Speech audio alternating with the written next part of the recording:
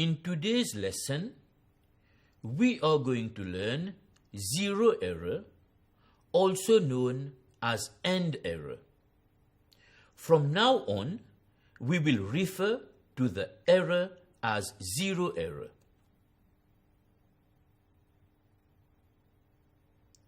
At the end of the lesson, you should be able to, firstly, detect the presence of zero error. Secondly, make correction for zero error.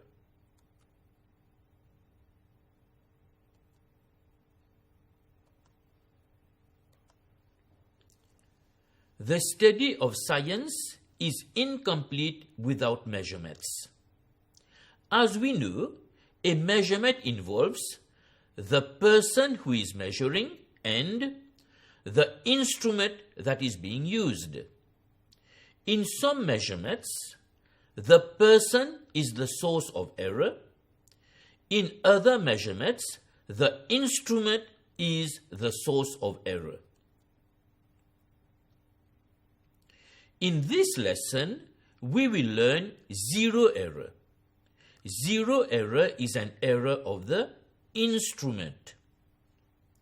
We will also learn how to make correction for zero error in order to make our measurement as accurate as possible. An instrument is said to have zero error if, firstly, the instrument is damaged at the zero mark. Secondly, the instrument gives a non-zero reading when the true reading is zero. This ruler has zero error as it is damaged at the zero end.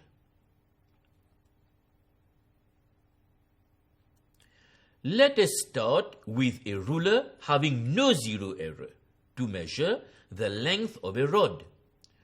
To do this measurement, we place one end of the rod at the zero mark. We see that the other end is at the 10 centimeter mark. The length of the rod is therefore 10 centimeters.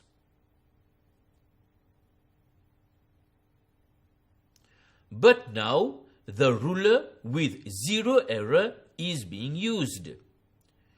To avoid zero error, we measure from the 1 centimeter mark. We see that the other end is now at the 11 centimeter mark. The length of the rod is therefore 11 minus 1 is equal to 10 centimeters. In our second experiment, we are using an analog voltmeter. This voltmeter has zero error as it reads 0.1 volt in the absence of a voltage. We are going to use this voltmeter to measure the voltage drop across a dry cell. When the dry cell is connected, the voltmeter reads 1.7 volt. The voltage drop across the dry cell is therefore 1.7 minus 0.1 is equal to 1.6 volt. In order to avoid zero error, we must first check the instrument. We must make sure that, firstly, the end of the instrument is not damaged. Secondly, the instrument is not giving a non-zero reading when the reading is supposed to be zero. If the instrument contains zero error, then a correction must be made.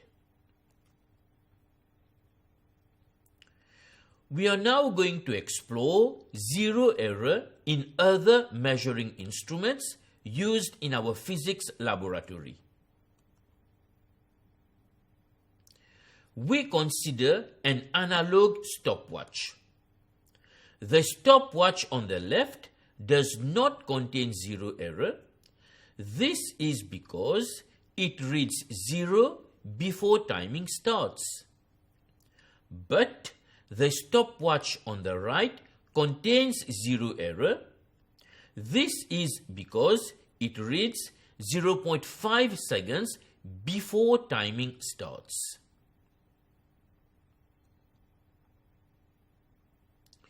We next consider an analog ammeter. The ammeter on the left does not contain zero error. This is because it reads 0 before measurement starts. But the ammeter on the right contains zero error. This is because it reads 0.2 ampere before measurement starts. Lastly, we consider a compression balance. This compression balance contains zero error. This is because it reads 25 grams when the pan is empty. Friends, in this video, we have learned zero error.